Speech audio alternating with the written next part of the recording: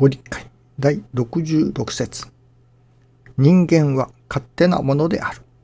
いかなる知者も徳者も、生まれる時には日柄も何も言わずに出てきておりながら、途中ばかり日柄が良いの悪いのと言うて、死ぬる時には日柄も何も言わずにかけって祈る。勘ながらに生まれ、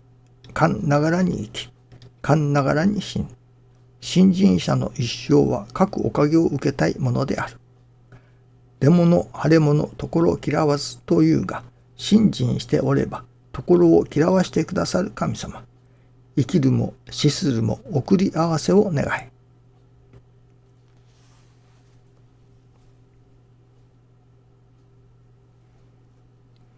勘ながらに生まれ、勘ながらに生きると教えてくださいます。その生きておる間に私ども人間が何をなさねばならないのか。それはやはり心を育てるということだと思いますが、ではどういう心を育てるのかが問題になると思います。我情我欲を育てるのではないことは確かですね。師匠はそれこそ和らぎ喜ぶ我が心だと。この世でも我が心、あの世でも我が心を求め続けると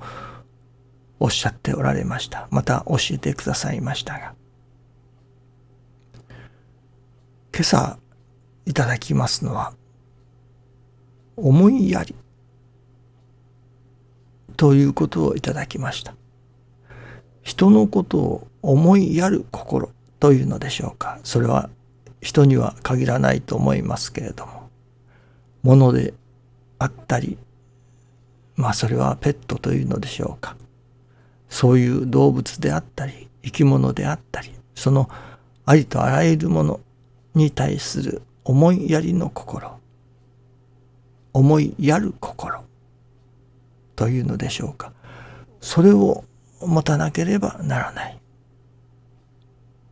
思いやりの心を持ちなさいといったようなことを今朝はいただきました。師匠はある時期美しくなりましょうと、美しい心になりましょうということを提唱しておられましたけれども、さまざまな人間として人としてもたまほしき心というものがいろいろありますね。またこういう心を持ってはいけない、こういう心ではいけないという心ももちろんありますけれども、それはやっぱり我情であったり我欲であったり、師匠は人情を捨てて心情で生きなさいと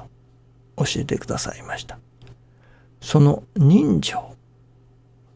凡情とでも言うのでしょうか。自分の子供を思う凡情、そういう情はその人の真の助かりからは外れてしまうと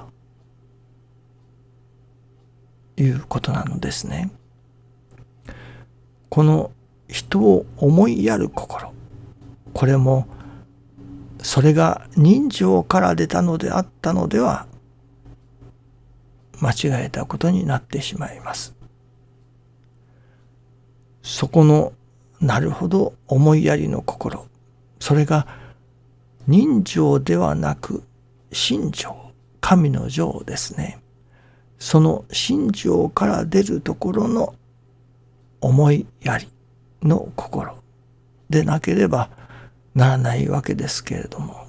そうでなければ自分自身の助かりにも相手の助かりにもやはりなりませんね。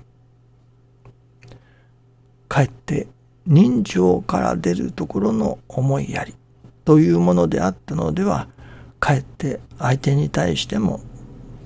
マイナスになる、自分自身に対してもいらぬ凡情が湧いてしまうということになります。大変気をつけねばならないところですけれども、その人情と心情、これは人情なのだろうか、これは心情なのだろうか、なかなかその見極めが難しいところではありますね。まずはその自らの心の中の人情と思われるものを外していく、取り外す稽古がいると思いますね。ためにはまずその人情と心情があるということを認識することだと思います。そして今自分が思っているのは、これは人情からのそれではなかろうかと